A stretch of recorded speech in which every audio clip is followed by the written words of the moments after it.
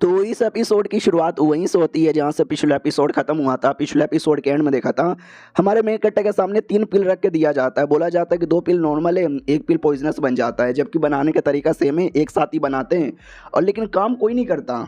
पता नहीं क्यों यार, बताओ ना इसका सलूशन।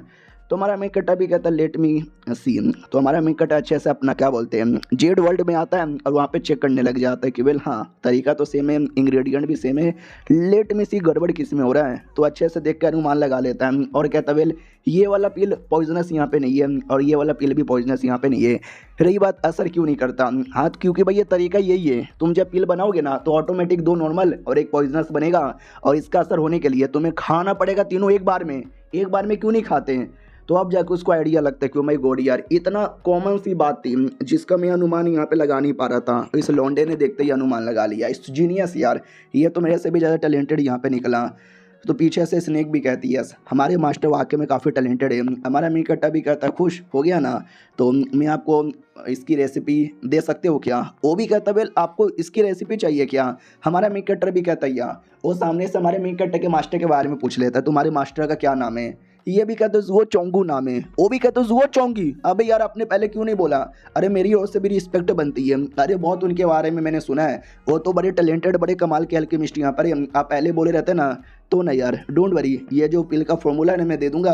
यहाँ तक ये जो तीनों पिल है ना, ये पिल भी आप ही लेके जाओ। हमारा मेन कट्टर भी कहता है शुक्रिया ये देने के लिए। वो भी कहता ना इसमें शुक्रिया की क्या बात है, लेकिन जो कॉम्पिटिशन होगा ना उसमें एक से बढ़कर एक रेसिपी आएगा। हाँ तो हो सकता है उसमें से भी आपको कुछ पसंद आ जाए। हमारा मेन कट्टर भी लाइक किया, पसंद आएगा तो ऑफकोर्स यहाँ पे रखूँगा। तभी अल्केमिस्ट भी कहता अरे यार मैं बातों में इतना ज़्यादा भूल गया कि आपसे पूछना ही भूल गया। चलो ना घूम फिर कर आते साथ में। हमारा मेन कट्टा भी लाइक ओके ठीक है घूम फिर कर आते हैं, तो आराम से घूम फिर लेते हैं। फिर हमारा मेन कट्टा भी कहता अलविदा, हम जाना चाहेंगे। तो अलविदा बैठकर अलविदा बोलकर हमारा मेन कट्टा किसी एक अलग एरिया में आता है और वो एरिया एकदम अलग ही लग रहा था, जैसे कि मैं किसी और दुनिया में आ गया। ये मेन वही एरिया जहाँ पे पार्टी वार्टी होने वाली है, कितने सारे लोग हैं, कितने सारे गिफ्ट यहाँ पर है, मानना ही पड़ेगा यार। ये उनका मेन किंगडम है जिस किंगडम में पार्टी होगी। हमारा मेन कट्टा भी देखता है बाकी चीज़ यहाँ पे बढ़िया हो ना हो, लेकिन जो वाटर की वाई है ना वो बड़ा हार्ड यहाँ पर है।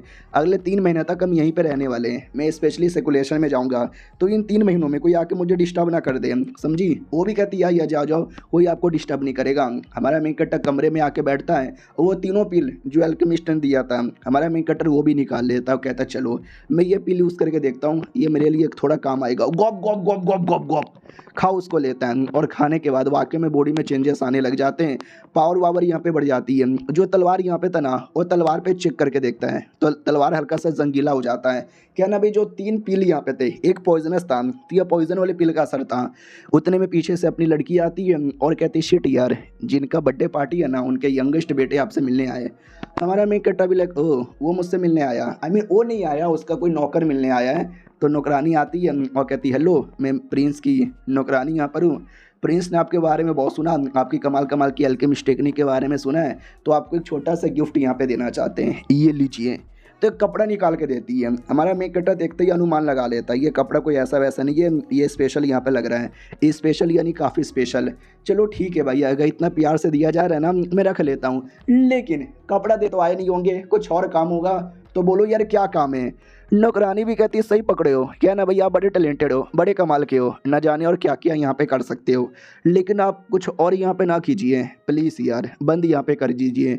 हमारा मेन कट्टर भी कहता हो देखो यार, पहली बार जो कॉम्पिटिशन जीतेगा उसको टेक्निक मिलेगा जो कि डेमन लोग के काम आता है। तुम्हारा प्रिंस वो आधा डेमन और आधा इंसान है, उसके काम आएगा, मेरे काम नहीं आने वाला। इसके लिए मैं जानबूझ के भी जीतने की कोशिश यहाँ पे नहीं करूँगा, तुम्हारा जो प्रिंस है ना वही जीतेगा। वो भी कहता बहुत बढ़िया बहुत बढ़िया बहुत बढ़िया, हम यही चाहते थे, लेकिन टेंशन ना लो, हम आपको हारने के लिए कुछ ना कुछ यहाँ पे देना चाहेंगे। बोलो यार आपको क्या चाहिए?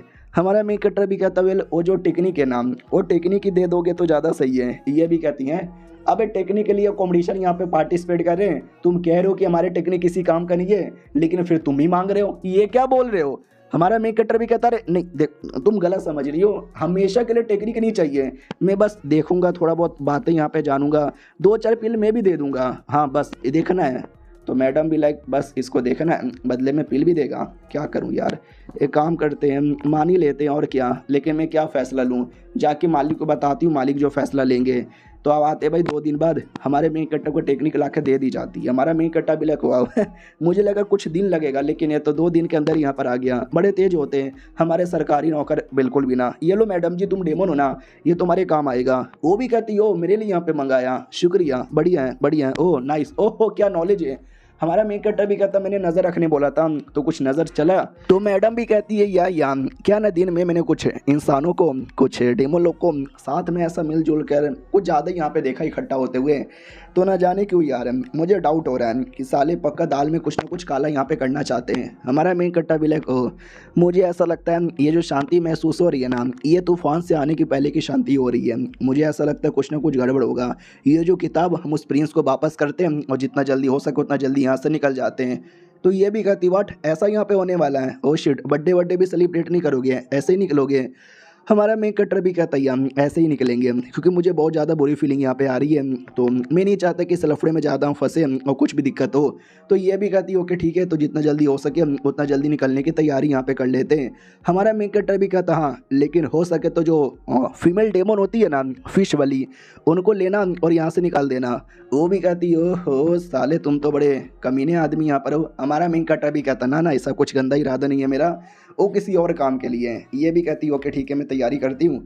हमारा मेन कट्टर भी देखता चलो आया था, सोचा थोड़ा ज़्यादा टाइम यहाँ पे गुजारूँ, लेकिन पहले ही निकलना पड़ेगा। तो अगले दिन शिप वीप की तैयारी हो जाती है, शिप पे बैठ के निकल जाते हैं। मैडम जी भी कहती चलो हम लोग काफ़ी दूर आ चुके हैं, और कितना दूर यहाँ पे जाए। एक सेकंड, ऐसा क्यों लग रहा है पीछे से कोई आ रहा है, और एक सेकंड आ नहीं रहा, ऐसा लगता है वो हमारा पीछा कर रहा है। तो शेंग फैमिली का एक लड़का था जो हमारे मेन कट्टर का पीछा ही कर रहा था, और डायरेक्ट तलवार निकाल लेता है अटैक करने के लिए। हमारे मेन कट्टर ने बोला था कि बुरी फीलिंग आ रही है, इसी कमीने द्वारा बुरी फीलिंग महसूस हो रही थी।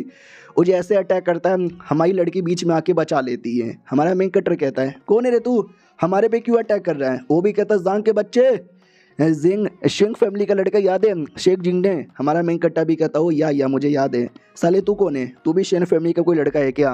वो भी कहता यस मैं उसका बड़ा भाई हूँ, साले तूने उसके जान से मारा था, मैं उसका बदला लेने आया हूँ, ये ले बड़े बड़े तलवार। तो मैडम जी भी कहती भाई साहब आप पीछे हटो, मैं यहाँ पे लड़ लेती हूँ। वो आगे आती है और जो भी तलवार है ना वो सारे तलवार पे अटैक करके साइड में कर देती है। फिर हमारा मेन कट्टर गद्दा ब्रश सब दे देता है लड़ने को। वो भी कहते शुक्रिया देने के लिए, गद्दा लेती है और ले लेके एक एक करके जितने भी तलवार है ना सारे तलवार को तोड़ के रख देती है। और लड़का भी देखता बाप रे ये मेरा attack one of the powerful attack था, जिसमें कई सारे तलवार से बंदे लड़ नहीं पाते, लेकिन मैडम जी ने तो लड़ लिया। डोंट वरी अगले अटैक से बच नहीं पाओगे। अगला अटैक था स्वॉर्ड पिल का अटैक। तो मैडम भी कहती भाई साहब संभल के, ये स्वॉर्ड पिल का अटैक डायरेक्ट आप पे आएगा। हमारा मेन कट्टा भी कहता स्वॉर्ड पिल, या मैंने इसके बारे में सुना है, जब तुम अपने स्वॉर्डमैनशिप को हाई लेवल पे मास्टर कर सकते हो ना, तो एक छोटा सा पिल यहाँ पे बनेगा, जिस पिल को लिटरली गोली की तरह, बंदूक की गोली की तरह कंट्रोल करके किसी पे भी अटैक कर सकते हो। तो बंदूक की गोली छोटी होती है, मैडम उसको रोक नहीं पाती और गोली डायरेक्ट हमारे मेन कट्टा की ओर ही बढ़ता है। और ये चैप्टर यहीं पर ख़त्म हो जाता है। देखते हैं आगे क्या क्या होता है। मिलते हैं किसी और वीडियो में, जब तक के लिए बाय बाय।